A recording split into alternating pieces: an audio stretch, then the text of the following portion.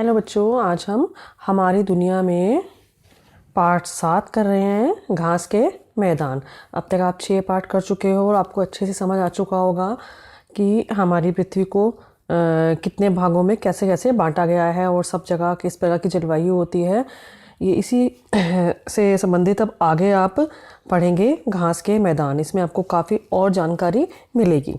देखिए बच्चों, विश्व के 1/4 भाग पर घास के मैदान हैं। घास का मैदान उस विशाल क्षेत्र को कहते हैं जहां पतले पत्ते वाले पौधे उगते हैं। घास के मैदान उन स्थानों में पाए जाते हैं जहां गर्मी या ग्रीष्मकालीन और सर्दी या शीतकालीन तापमान में बहुत अंतर होता है। देखो बच्चों, इसमें क्या है, विश्व का जो हमारी जो पूरी धरती है, मान लो हमारी धरती है, इसका जो हमारे मान लो देखो ये 4 पार्ट है हमारे, तो एक पार्ट इसकी हमारा 1/4 हिस्सा हो गया। धरती का जो 1/4 हिस्सा है उसमें क्या है, हमारा घास के मैदान बने हुए हैं। और घास के मैदान क्या होते हैं, घास तो आपको पता है कैसी होती है। अब देखिए, अब घास के मैदान इसकी इन्होंने परिभाषा किस प्रकार दी है। घास का मैदान उस विशाल क्षेत्र को कहते हैं जहाँ पतले पत्ते वाले पौधे उगते हैं। ठीक है, ये आपको याद रखना है, इस तरह से इसकी डेफिनेशन है ये। और ये कहाँ पर पाए जाते हैं घास के मैदान, ये आपको पता होना चाहिए। ये उन स्थानों पर पाए जाते हैं जहाँ गर्मी या ग्रीष्मकालीन और सर्दी या शीतकालीन तापमान में बहुत अंतर होता है। या तो गर्मी के मौसम में और सर्दी के मौसम में तापमान में बहुत अंतर होता है। ठीक है, इन स्थानों पर होने वाली वर्षा घास, झाड़ और छोटे पेड़ों के उगने के लिए पर्याप्त है। ठीक है, इन स्थानों पे होने वाली जो वर्षा होती है, देखो एक तो गर्मी हुई, गर्मी की वजह से हमारा भारत में ही लगा लो, अब तो क्या है, गर्मी हुई, गर्मी के बाद सर्दी हो गई है ना, मौसम का एकदम अंतर, तापमान का अंतर बहुत ज़्यादा हो जाता है ग्रीष्मकालीन और शीतकालीन में। और इसके अलावा क्या होता है, बीच में हमारा बरसात भी आ जाती है, वर्षा भी हो जाती है। वर्षा आने से क्या होता है, कई प्रकार की हमारी घास फूस उग जाती है। और क्या होता है, कई तरह के छोटे छोटे पौधे आपने देखा होगा बहुत सारे उग जाते हैं वर्षा के मौसम में। तो इस तरह से क्या होता है कि ये जो होता है हमारा, ये जो मौसम होता है इस तरह का, ठीक है, गर्मी और शीतकालीन का मौसम हमारा, इसमें तापमान में अंतर हो गया। इसके अलावा क्या हुआ, जो वर्षा हुई, ठीक है, उनमें क्या हुआ, वर्षा होने से क्या हुआ, छोटे पेड़ हमारे बहुत अधिक संख्या में उग जाते हैं। ये हमारे घास के मैदान बन जाते हैं। ये घास भूमियाँ एशिया, अफ्रीका, उत्तरी अमेरिका, दक्षिणी अमेरिका और ऑस्ट्रेलिया के महाद्वीपों में पाई जाती है। ठीक है, ये घास भूमियाँ कहाँ पाई जाती हैं, एशिया में, अफ्रीका में, ऑस्ट्रेलिया और दक्षिणी अमेरिका और ऑस्ट्रेलिया के महाद्वीपों में ये आपकी घास भूमियाँ पाई जाती है। ये आप इसमें देखिए, ये आपका नक्शा भी है, इसमें आपको पता है, देखो ये उत्तरी अमेरिका, दक्षिणी अमेरिका, अफ्रीका, एशिया और ये ऑस्ट्रेलिया। यहाँ पर हमारी ये ग्रीन कलर बना हुआ है ना आपका, ये हमारी घास है, घास वाला एरिया होता है घास के मैदान। क्या आप यह जानते हैं कि चावल, गेहूं, मक्का और जौ जैसी फसलें जंगली घासों से विकसित हुई है। यहाँ तक कि गन्ना भी एक घास है। देखो बच्चों, गन्ना भी एक घास ही कहलाती है। ठीक है, और इसके अलावा देखो आपकी ये फसलें हैं आपकी, देखो ये बनी हुई है, चित्र बने हुए फसलों के। इसमें है आपका चावल, गेहूं, मक्का, जो ये सब फसलें हैं आपकी, ये सब कहाँ लगती हैं, ये हमारी घास के मैदानों में लगती है। ये आपको अपने इनको ये फसलों को याद रखना है कि घास की मैदान में कौन सी फसलें उगती हैं। उनके चित्र वगैरह भी आपने अपनी कॉपी में इस प्रश्न के साथ, जब प्रश्न आपका आएगा ये फसलों का, तो उससे संबंधित आप ये चित्र भी बना सकते हैं। बताओ, अब देखो इसमें प्रश्न आ गए, इससे संबंधित जितना आपने पढ़ा है पैराग्राफ में, उससे संबंधित प्रश्न है। घास भूमियाँ किन महाद्वीपों में पाई जाती हैं। देखो ये इसका आंसर ये रहा, घास भूमियाँ कहाँ पाई जाती हैं, एशिया, अफ्रीका, उत्तरी अमेरिका, दक्षिणी अमेरिका और ऑस्ट्रेलिया के महाद्वीपों में पाई जाती है। कौन कौन सी फसलें घासों से विकसित हुई है, कौन कौन सी फसल हुई है विकसित, चावल, गेहूं, मक्का, जौ और यहाँ तक कि गन्ना भी, ये सब नाम आप लिखोगे इसमें। घास के मैदान किसे कहते हैं, देखो परिभाषा आ गई जो हमने शुरू में पढ़ी थी। घास के मैदान उस विशाल क्षेत्र को कहते हैं जहाँ पतले पत्ते वाले पौधे उगते हैं। ठीक है, ये यहाँ तक की डेफिनेशन इसकी हो गई। अब देखिए, अधिक घास होने से ये क्षेत्र पशुओं की विशाल आबादी के लिए अनुकूल हो जाते हैं। ये क्षेत्र हिरण, जिराफ, ज़ेब्रा, जंगली भैंस, शुतुरमुर्ग, इम्पाला, चिंकारा व मवेशी जैसे घास खाने वाले पशुओं को आकर्षित करते हैं। देखो बच्चों, जहाँ पर घास होगी वहाँ पर आपको पता है पशु बहुत अधिक संख्या में हमें मिलेंगे। तो ये सारे पशु है जो देखो इसमें, ये सब घास खाने वाले बहुत पशु हैं। ये सब क्या करते हैं, ये कोई कोई घास नीचे घास खाता है, कोई पेड़ों के पत्ते खा रहा है, कोई ऊंचे पेड़ों के खा रहा है, तो कोई किसी को तने अच्छे लगते हैं। तो हर तरह के पशुओं का खाना हमारा पौधों के अलग अलग भागों को वो लेकर खाते हैं वो। ठीक है, सबका खाना अलग अलग तरह से है, पर सब संबंधित इन सब का संबंध किससे है? पौधों से है। और ये सब कहाँ है? घास के मैदान में वाले हमारे पशु हो गए। घास के मैदान ज़्यादातर 2 कटिबंधों में पाए जाते हैं। कितने कटिबंधों में पाए जाते हैं? 2 कटिबंधों में। उष्ण कटिबंध में उष्ण कटिबंधीय घास भूमियाँ हैं, जैसे पश्चिमी विषुवतीय रेखा अफ्रीका और दक्षिणी अमेरिका की घास भूमियाँ। इनमें ग्रीष्मकाल अत्यधिक गर्म होता है, परंतु यहाँ ग्रीष्मकाल के अंत में बहुत वर्षा होती है। देखो बच्चों, ये आपके 2 कटिबंध आए हैं। सबसे पहले तो आपको याद रखना होगा, हमने जो पिछले पाठ में पढ़ा था आपको याद होगा, इसको हमेशा आपने याद रखना है अच्छे से। 0 डिग्री पर आपकी भूमध्य रेखा थी, आपको याद होगा, या विषुवत रेखा बोलते हैं। 23.5 डिग्री उत्तर से 23.5 डिग्री दक्षिण तक हमारा बीच में क्या हो गया? कर्क रेखा यहाँ पर, और ये नीचे हो गई मकर रेखा। तो ये हमारा पूरा उष्ण कटिबंध होता है। ठीक है, भूमध्य रेखा से ऊपर की तरफ जाएंगे तो 23.5 डिग्री उत्तर में हमारे कर्क रेखा पे ये भी उष्ण कटिबंध है, और नीचे की तरफ आएंगे दक्षिण में तो 23.5 डिग्री दक्षिण तक ये भी हमारा क्या है? मकर रेखा तक ये पूरा उष्ण कटिबंध है। उसके बाद है आपका 23.5 से 66 डिग्री पर उत्तर में हमारा है उत्तरी शीतोष्ण कटिबंध, और 23.5 डिग्री दक्षिण से लेकर 66 डिग्री दक्षिण तक है दक्षिणी शीतोष्ण कटिबंध। उसके बाद 66 से 90 डिग्री तक हमारा आता है हमारा उत्तरी ध्रुव और नीचे दक्षिणी ध्रुव। ठीक है बच्चों, अब देखो, अब हमने इसमें मेन क्या समझा कि घास के मैदान 2 कटिबंधों में पाए जाते हैं। कौन से कटिबंध हैं आपको? एक तो उष्ण कटिबंध, और में उष्ण कटिबंध में पाए जाते हैं, उनको क्या कहते हैं? उष्ण कटिबंधीय घास भूमियाँ। ठीक है, ये देखो बेटा, ये देखो यहाँ पर आपका ये 0 डिग्री ये भूमध्य रेखा है आपकी, इसको विषुवत रेखा भी बोलते हैं। और यहाँ से 23.5 डिग्री नीचे आएंगे यहाँ दक्षिण में, और यहाँ उत्तर में जाएंगे। ये 23.5 डिग्री ऊपर गए और नीचे गए। ठीक है, तो ये है हमारा उष्ण कटिबंध, ये सारा हमारा उष्ण कटिबंध है। ठीक है, ये वाला एरिया 23.5 ऊपर और 23.5 डिग्री दक्षिण में। ठीक है बच्चों, ये जैसे पश्चिमी विषुवत रेखीय अफ्रीका और दक्षिणी अमेरिका की घास भूमियाँ। देखो इसमें हमें उष्ण कटिबंध के जो हमारे घास भूमियाँ हैं उनको हम देख रहे हैं, उष्ण कटिबंधीय घास भूमियों की बात कर रहे हैं।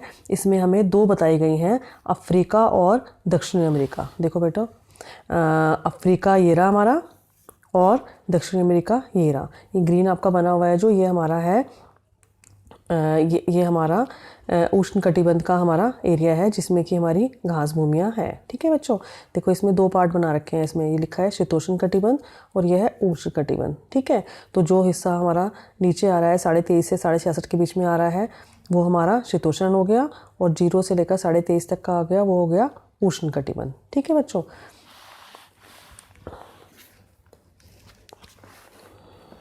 इनमें ग्रीष्मकाल अत्यधिक गर्म होता है, परंतु यहाँ ग्रीष्मकाल के अंत में बहुत वर्षा होती है। ठीक है बच्चों, उष्ण कटिबंधीय में क्या होता है? गर्मियों में बहुत गर्मी होती है और बाद में वर्षा भी बहुत होती है। अच्छा बच्चों, आगे देखो, घास के मैदान शीतोष्ण कटिबंध में भी पाए जाते हैं। ठीक है, जैसे आपको बताया मैंने शीतोष्ण कटिबंध। शीतोष्ण कटिबंध कहाँ तक आएगा बच्चों? 23.5 डिग्री। देखो अब छोटा देखोगे ध्यान से, किसी पीछे आप बैक में देखेंगे। देखो बच्चों, ये देखो आप इस नक्शे में आपको यहाँ क्लियर दिखेगा, मैंने वैसे वहाँ लिख दिया है। ये देखो बच्चों, ये आपका पेज नंबर 8 है। ठीक है, पेज नंबर 8 पे ये निकालोगे आप तो देखो ये आपका इसमें क्लियर दिख रहा है आपको। देखो 23.5 degree S south, 23.5 degree north, है ना। ये सब आपका 0 डिग्री भी दिख रहा है आपको। यहाँ पर 60 है या 66.5, देखो 66.5 डिग्री साउथ हो गया, ये 66.5 डिग्री नॉर्थ। तो इसी से हम इसको हम यहाँ पर अगर हमें क्लियर नहीं दिख रहा, अगर तुम्हें, तुम इसमें भी अपने आप ही इसको भर सकते हो इस नक्शे को। ठीक है, आपको अच्छे समझ आ जाएगा। अब देखो बच्चों, घास के मैदान शीतोष्ण कटिबंध में भी पाए जाते हैं। शीतोष्ण मतलब कि इस वाले में, यहाँ 23.5 से 66 तक, इतने वाले एरिया में यहाँ पर, और ऊपर यहाँ से यहाँ तक। देखो आपको दिख रहे हैं ना, ये देखो अब देखो बच्चों, इन क्षेत्रों में ज़्यादा सर्दी और गर्मी पड़ती है, मतलब कहीं कहीं तो बहुत सर्दी होती है, कहीं बहुत गर्मी होती है, और साल भर हल्की वर्षा होती है। कुछ क्षेत्रों में बर्फ़ भी पड़ती है। भिन्न भिन्न महाद्वीपों और देशों में घास भूमियों को अलग अलग नाम से पुकारा जाता है। पश्चिमी अफ्रीका की घास भूमि को सवाना कहते हैं। देखो बच्चों, ये हमारे सारे के सारे हमारी इनके नाम लिखे हुए हैं आपके। ये अफ्रीका है जो हमारा, अफ्रीका में देखो ये सवाना है ना, नाम लिखा है सवाना। पश्चिमी अफ्रीका की घास भूमि को सवाना कहते हैं। दक्षिणी अमेरिका में स्थित बोलिविया और पैराग्वे के घास के मैदानों को ग्रान चाको कहते हैं। ये उष्णकटिबंधीय घास भूमियाँ हैं।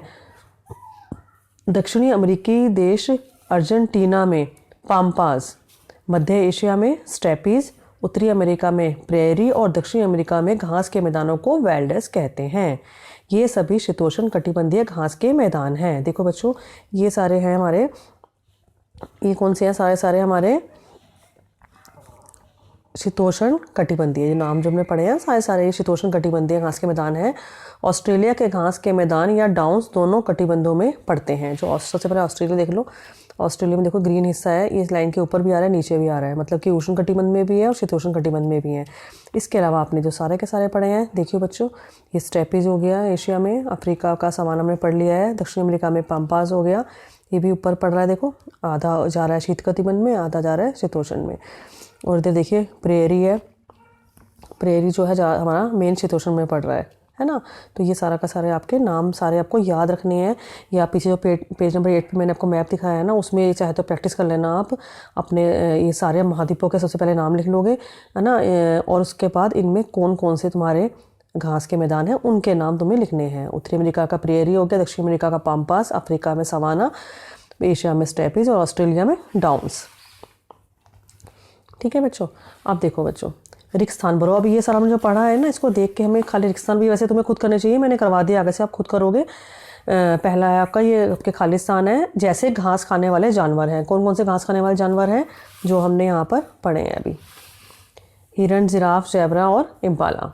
नेक्स्ट है जानवर, 4 जानवरों के नाम लिखने हैं, जैसे मांसाहारी जीव, जो आपके घास के मैदानों में जो मांसाहारी जीव हैं वो आपको पता ही है कौन से जानवर मांस खाते हैं। शेर, चीता, तेंदुआ, भेड़िया, कई तरह के जानवर हैं, बाघ, तो ये सारे हमारे मांसाहारी जीव हैं। घास के मैदानों में बहुत पाए जाते हैं, क्या पाए जाते हैं? पशु। घास के मैदान ज़्यादातर कितने कटिबंधों में पाए जाते हैं? देखो बच्चों, 2 कटिबंधों में पाए जाते हैं, उष्ण कटिबंध और दूसरा क्या है हमारा? शीतोष्ण, जो हमने पढ़ा है। ठीक है, यहाँ पर वैसे 2 ही लिखना है आपको, पर अगर आपसे नाम पूछे जाए तो दोनों के नाम आपको लिख सकते हैं, लिखोगे तब भी अच्छा रहेगा, दोनों के नाम लिखोगे, याद रखो साथ में। पश्चिमी अफ्रीका की घास भूमि को क्या कहते हैं? सवाना कहते हैं। नेक्स्ट है, दक्षिणी अमेरिका में स्थित बोलिविया और पैराग्वे के घास के मैदानों को ग्रान चाको कहते हैं। ये सारा ऊपर से आपका मिला है। अब देखिए बच्चों, चार्ट के उष्ण कटिबंधीय घास के मैदान। सायरा घास के अनंत मैदान में एक जीप यात्रा पर जा रही थी। उसके गले में दूरबीन लटकी थी, जो सायरा ने दिल्ली में एक क्विज प्रतियोगिता में जीती थी। देखो बेटा, अब हमारे चार्ट के उष्णकटिबंधीय घास के मैदान के बारे में पढ़ रहे हैं, उसमें एक लड़की की बात हो रही है, सायरा। ठीक है, वो कहाँ जा रही थी? सायरा घास के अनंत मैदान में एक जीप यात्रा पे, जीप में जा रही थी, घास के मैदान में घूमने जा रही थी, और उसके पास एक दूरबीन थी। दूरबीन इसको कहाँ से मिली थी? स्कूल की क्विज प्रतियोगिता में इसको गिफ्ट मिली थी। शेरों का समूह या ज़ेब्रों के झुंड देखने के विचार से सायरा उतावली हो रही थी। उसको लग रहा था मैं घास के मैदान में जा रही हूँ, मुझे बहुत सारे जानवर मिलेंगे। तो जानवरों को देखना आसान ना था, क्योंकि घास लगभग 4 फुट ऊंची थी। 4 फुट ऊंची बहुत हो जाती है ना, काफ़ी हाइट है 4 फुट की। तो क्या है, इतनी ऊंची घास में ना जानवरों को देखना बहुत मुश्किल होता है। घास हरी थी और यह जून का महीना था, और बारिश से पश्चिमी अफ्रीका के चार्ट देश के सामान्यतः भूरे रहने वाले घास के मैदान हरे भरे हो गए थे। देखो वहाँ क्या था, वहाँ की घास हरी थी, पहले क्या थी वहाँ पर? पहले घास के मैदान पहले भूरे थे, जो आमतौर पे सामान्यतः मतलब आमतौर पे भूरे रहते हैं, पर अब क्या हो गए थे? अब हरे हो गए थे। ठीक है, कौन से महीने में? जून के महीने में। क्यों? क्योंकि बारिश आई थी। और कहाँ की बात हो रही है हमारी? पश्चिमी अफ्रीका देश में। देखो बेटा, ये अफ्रीका है हमारा, अफ्रीका के अंदर हमारा कौन सी जगह है? चार्ट है, चार्ट में आपको वहाँ की बात हो रही है। सायरा के गाइड ने एक अकासिया, अकासिया होते हैं बबूल, बबूल के पेड़ की तरफ इशारा किया। जैसे ही जीप की गति धीमी हुई, सायरा का दिल तेजी से धड़कने लगा। वृक्ष की छाया में 4 शेर लेटे हुए थे।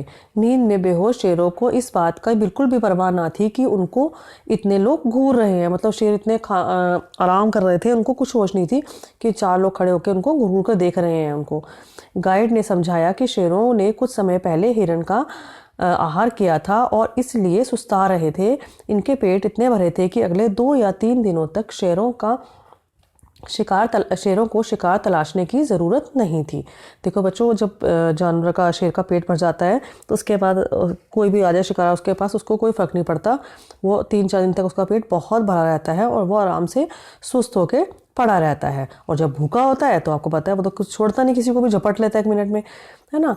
तो अब क्या है, जब वे आगे बढ़े तो ज़ेबराओं और हिरणों का समूह गुजर रहा था और इनके बड़े बड़े झुंड हरी भरी घास पर आराम से चल रहे थे। सब देखो क्या थे, झुंड में, ठीक है। वहाँ देखा तुमने सिर्फ 4 शेर थे, यहाँ थे बड़े बड़े झुंड बने हुए हैं इन जानवरों के। किनके? ज़ेबरा और हिरणों के। गाइड ने कहा कि घास खाने वाले या शाकाहारी जानवर मांसाहारी जानवर से बचने के लिए झुंड में चलते हैं। अब ये प्रश्न आएगा, ऐसे शाकाहारी जीव झुंड में क्यों चलते हैं? क्योंकि ये मांसाहारी जानवरों से बचने के लिए, अपने बचाव के लिए चलते हैं झुंड में। पास ही कुछ जिराफ इन इक्का दुक्का पेड़ों के पत्ते चबा रहे थे जो उस विशाल घास भूमि में दिखाई दे रहे थे। सवाना के जानवर पौधों के भिन्न भिन्न भागों को खाते हैं, ठीक है। अब हमारे जानवरों की बात हो गई, जानवर क्या खाते हैं। देखो ये तो पीछे आपका शेर है। अब हम जान रहे हैं जानवरों के बारे में कि हमारे बाकी और जानवर जो है वो क्या क्या खाते हैं, कैसी कैसी घास खाते हैं। घास के भी अलग अलग हिस्से खाते हैं। सवाना के जानवर पौधों के भिन्न भिन्न भागों को खाते हैं, जिससे वृक्षों की, जो जिराफ होते हैं वो वृक्षों की ऊंची शाखाओं के पत्तों को खाते हैं। जिराफ खाते हैं ऊंचे, क्योंकि जिराफ लंबे होते हैं, उनकी गर्दन लंबी है, वो ऊंचे पेड़ खाते हैं। और हिरण निचली शाखाओं के पत्ते खाते हैं। हिरण की हाइट कम होती है, वो नीचे के पत्ते खाते हैं। ज़ेबरा घास के ऊपरी हिस्सों को खाते हैं और हिरण घास के शेष तनों को खाते हैं। जब वो ऊपर का हिस्सा खा लेता है तो नीचे तने बचते हैं, वो फिर हिरण खा लेते हैं। चिंकारा घास की नई टहनियों को खाते हैं। चिंकारा जो है वो घास की नई नई जो टहनियाँ उगती हैं उसको खाते हैं। तो अब देखो ये मिलान करना है, मैंने कर दिया है, आप अपने आप इसको देख सकते हैं। जिराफ किसको खाता है? ऊंची शाखाओं पर लगे पत्ते। हिरण किसे खाता है? निचली शाखाओं पर लगे पत्ते। ज़ेबरा घास के ऊपरी हिस्से और चिंकारा घास की नई टहनियाँ। अब गाइड विभिन्न जानवरों को दिखा रहा था, पर सायरा ने कहा कि उसे कोई भी जानवर साफ नहीं दिख रहा था। गाइड ने मुस्कुराते हुए कहा कि जानवर अपने आसपास के वातावरण में छिपने में कुशल हैं।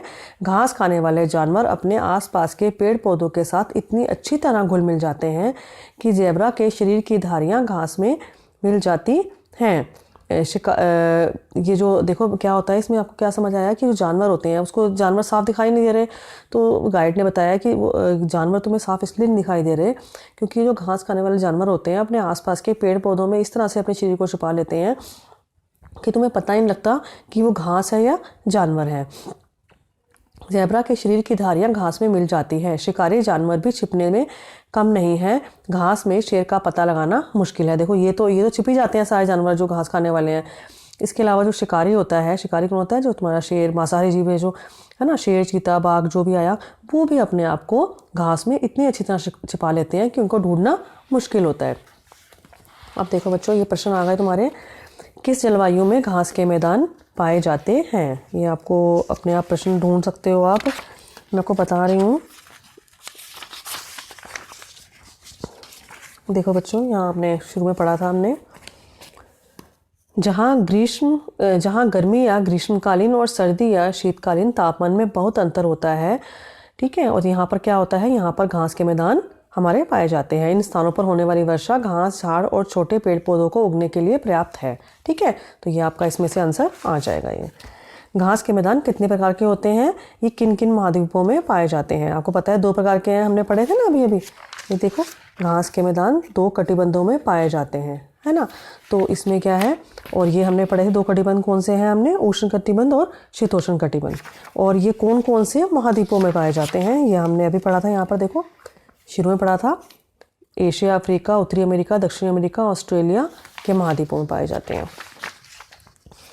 ऐसे 4 जानवरों के नाम बताओ जो उष्ण घास के मैदानों में पाए जाते हैं। ये हमने पीछे भी खालिस्तान में भरा है, हिरण, जिराफ, ज़ेब्रा, इम्पाला, है ना, ये सब के सब जानवर पाए जाते हैं। अब देखो बच्चों, खालिस्तान अगले हैं। पश्चिमी अफ्रीका के घास के मैदान को क्या कहते हैं? सवाना कहते हैं, पीछे पढ़ा है हमने अभी। घास के मैदान कौन से कटिबंध में पाए जाते हैं? 2 कटिबंधों में पाए जाते हैं, हम दोनों के नाम वही हैं, उष्ण कटिबंध और शीतोष्ण। तीसरा, घास खाने वाले जानवरों के रंग अपने आस पड़ोस के पेड़ पौधे जैसे होते हैं। ठीक है बच्चों, अब ये आपका यहाँ तक ख़त्म हो गया। इसके बाद में अगला जो है मैं आपको करवा रही हूँ, अगला नेक्स्ट आपको वीडियो बनाती हूँ, उसमें आपको करवाती हूँ। ठीक है, इतने आप इस लेसन को समझिए यहाँ तक।